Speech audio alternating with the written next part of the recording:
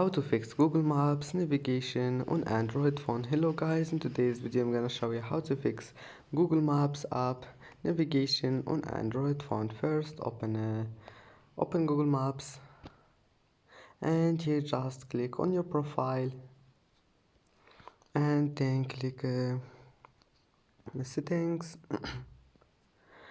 Now scroll down, scroll until you find this one, navigation settings. Click on it, and as you see here you can manage navigation settings. You can change anything you want. You can keep map north app, just enable it if you want it, and that's it. And here you can manage anything you want, and then just go back, it will be saved. And that's how to fix Google Maps navigation on Android phone. And that's it for today's video. Don't forget like and see you in the next video.